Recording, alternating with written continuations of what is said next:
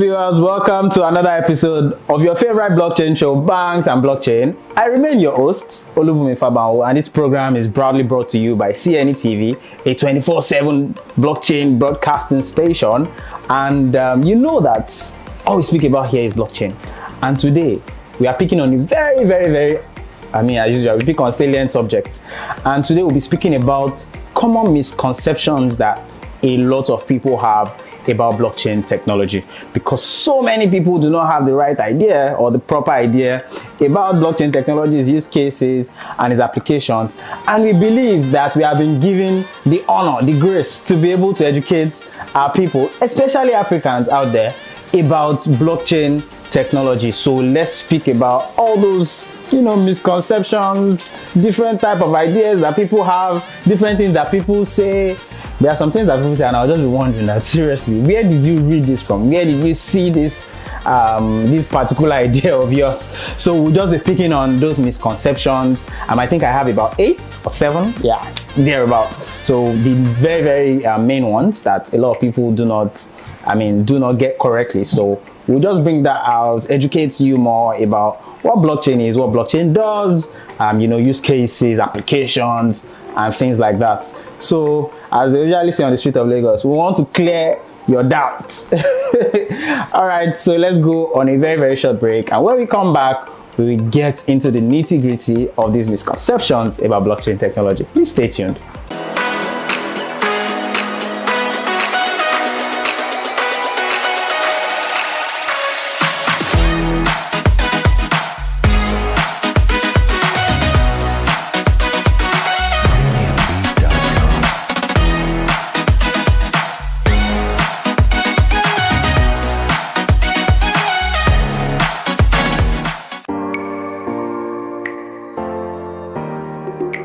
Hello viewers, welcome again.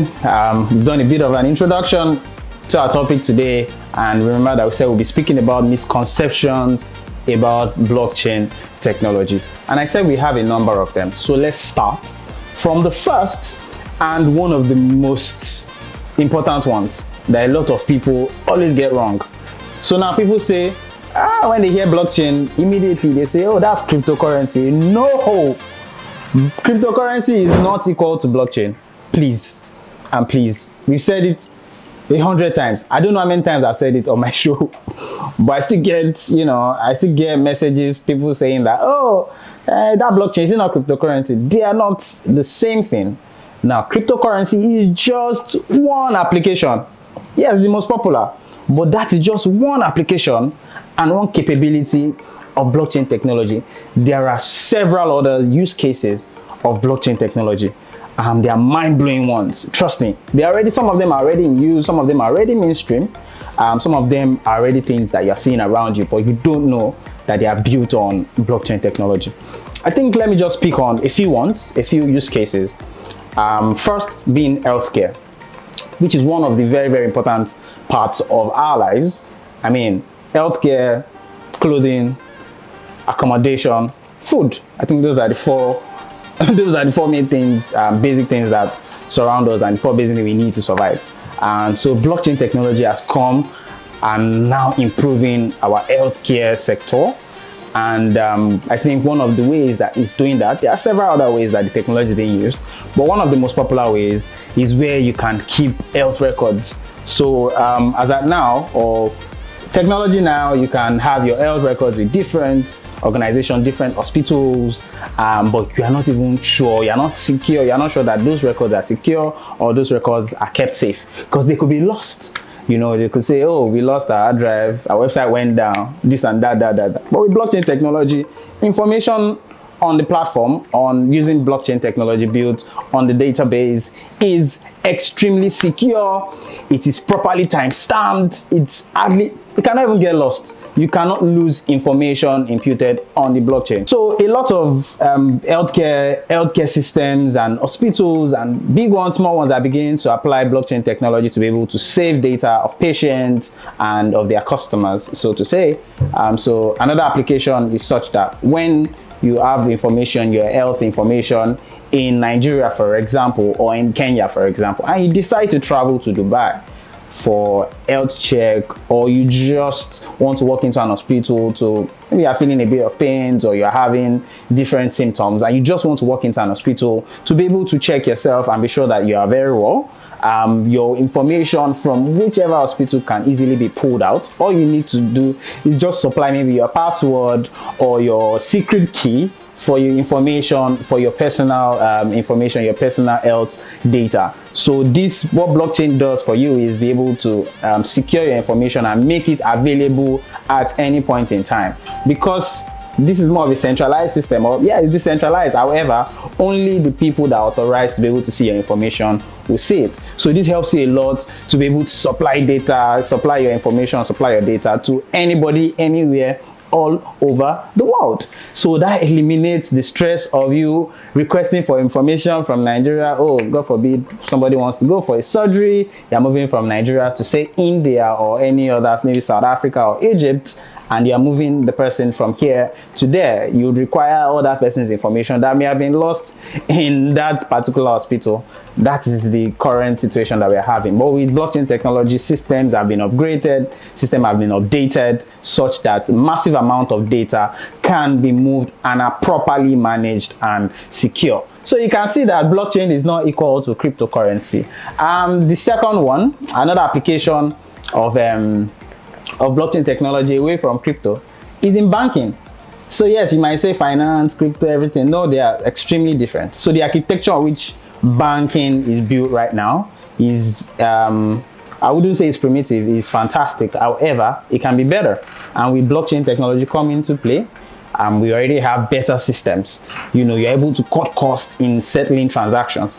Because like we always say, the blockchain is a digital ledger. So everything, all the information, everything is stored on that particular ledger. So if you're moving money or funds or doing transactions from point A to point B, it's just like doing own account transactions. So transactions are faster and less expensive. So there is nobody settling any transaction in the middle. There's no trusted party. So the blockchain is a trustless platform that provides a digital ledger for settling or for storing information, for storing data basically. And with this, we can settle transactions involving large transactions like bonds, like settling financial instruments, or even sending money cross-border from one country to another country. To do that right now, of course, you need different parties like the SWIFT to be able to stand as a trusted party for both banks in the system or in the cycle. But with blockchain technology, you do not need that. That is eliminated because you are just moving money from one ledger to another ledger on the same ledger. So this infrastructure has created an avenue for cheaper transactions and faster transactions and seamless transactions. So yes, again, blockchain is not crypto. That's another one of the use cases. There are several other use cases of blockchain technology, logistics, use of in smart contracts. There are a whole lot of it. And speaking of a lot, another misconception that people have is that blockchain is the solution to all the problems under the sun. No, blockchain does not solve everything. And you know, when you say, everybody's like, oh yeah, I mean, blockchain should be able to do this. I should be able to apply it to that, be able to apply it to this. No, it does not need to be applied to everything, and it does not solve every problem. And just like we said, all applications in the world need not involve blockchain. Blockchain comes with the concept of keeping data or transactions decentralized. Decentralization is the entire center of blockchain technology. That is what the whole idea is about. And this means that all your data is recorded forever in a network of computers, which we call nodes. Now, data once sent on the blockchain network cannot be deleted or removed from the system. So this gives it that immutability, that power to be immutable, unchangeable. Information is unchangeable there. So like I've explained in other episodes, what this decentralization gives us, it gives us more transparency and it gives trust to everybody involved in that system. I will not overflow that. I'll be moving to the next one. Now, people say that, oh yeah, is Bitcoin not equal to blockchain? Please now, blockchain is not equal to Bitcoin, and Bitcoin is not equal to blockchain. Just like we said in the case of cryptocurrency, blockchain is an application Bitcoin is a is a cryptocurrency. So blockchain is the technology that actually powers Bitcoin, and Bitcoin is one of the first applications of blockchain that have gone popular. Therefore, a lot of people always say, "Oh yeah, it's the same thing." They sound the same thing: Bitcoin, blockchain. So Bitcoin was initially created as an alternative and a decentralized payment method, and it is limited in supply. So that gives it its intrinsic value. That is different kind of money, But for right now, I think right now it's just used as a form of investment, more than a form of payment. But with adoption, by the time people start seeing the value of Bitcoin, we start seeing the use for value, So the value continues to increase over time because of this intrinsic value that has of being limited in supply, and it is considered as digital gold. And like I said, people treat it as an asset for now rather than a mode of payment. Another thing, another one is that I don't know if you've heard of smart contracts. Yeah, I spoke about that of recent, some minutes ago. So smart contracts, blockchain is smart contract are another use case of blockchain technology. And people say, oh yeah, smart contracts are contracts, so they are legal documents. No, they are not. Smart contracts are just a way to eliminate the need for middlemen. That's the need to pay intermediaries, and it saves you a lot of time and a lot of complexity. Just think of smart contracts being self-executing codes that reside on the blockchain, and no one can ever tamper with. So once certain conditions are satisfied, these codes just begin to automatically answer themselves and begin to execute themselves. So we cannot consider smart contracts as legal documents like maybe bonds and all of those. No, they are not legal documents. They sound like legal documents, smart contract, but they are not legal documents. And another misconception that people have that we are going to clear right now is we are going to go on a break. So when we come back, we are going to continue with the other misconceptions. I hope you are enjoying the show and you are beginning to learn a few things. We'll be back in just a few minutes to come and clear your remaining doubts about misconceptions on blockchain technology. Please stay tuned.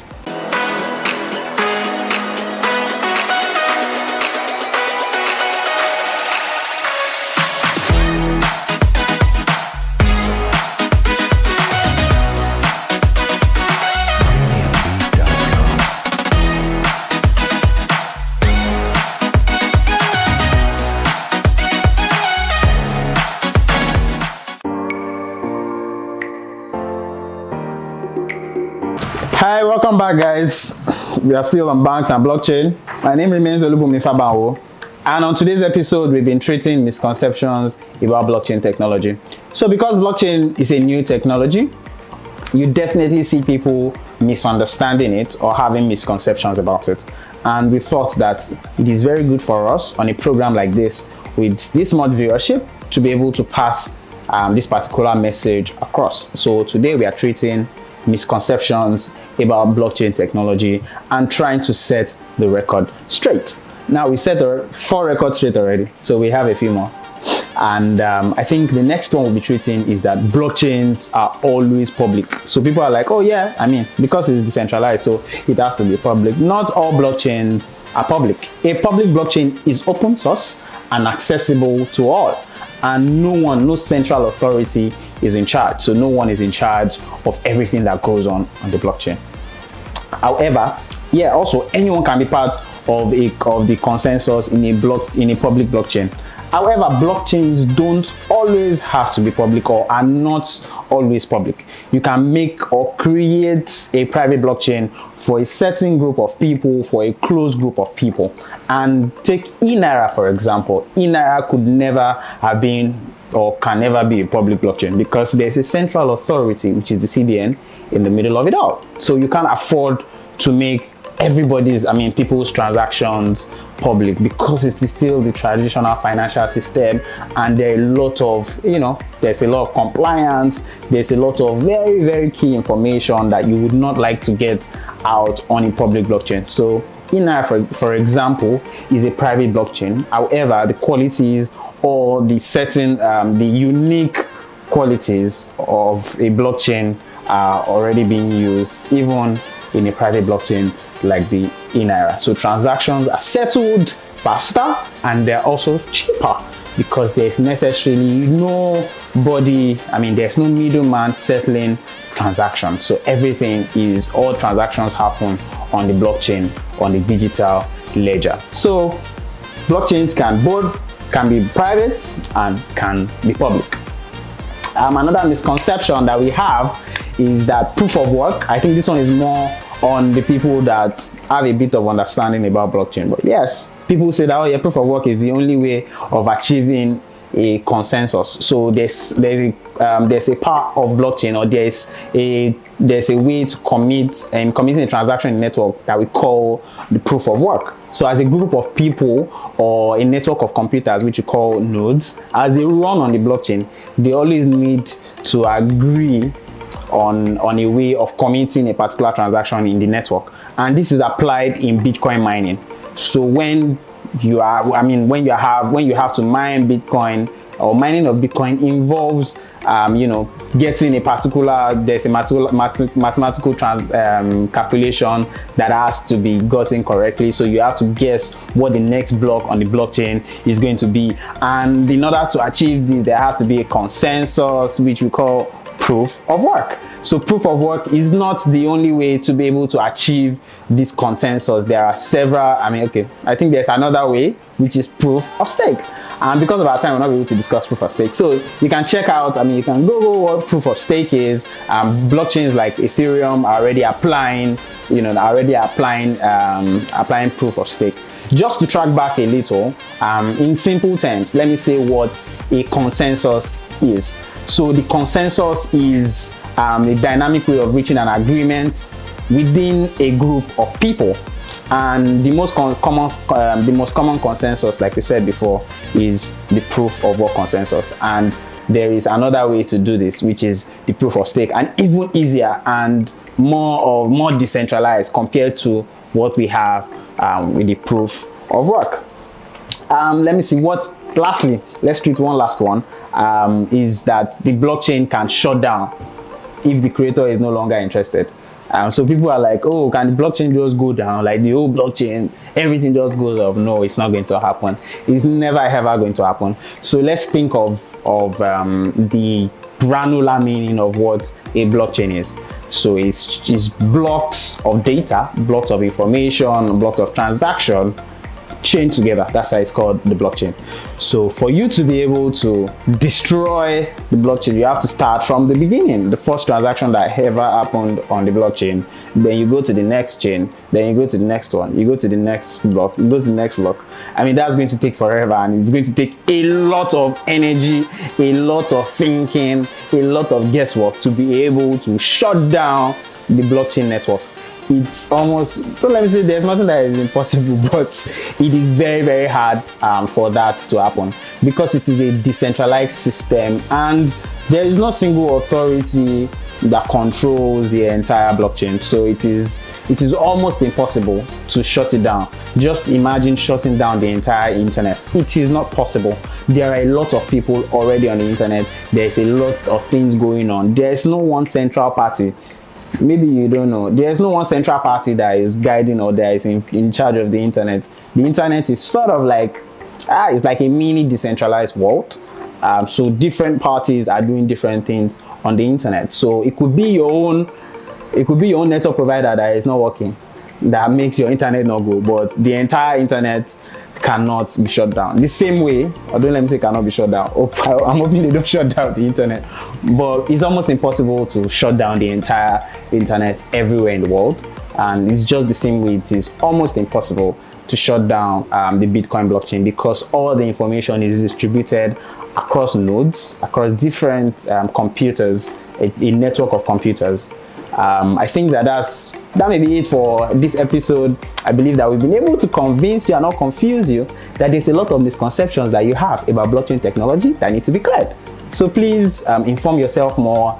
If you need more information about these things that we've spoken about, there is a particular place that you can go to, which is the Binance Academy. So just type academy.binance.com. That's a good place for you to learn In fact, I go there almost all the time to learn a number of things like updates about blockchain. Sometimes I get resources from there to be able to bring on the show. So the Binance Academy is a fantastic body of work that helps you to learn about things that are related to blockchain, things that are related to crypto.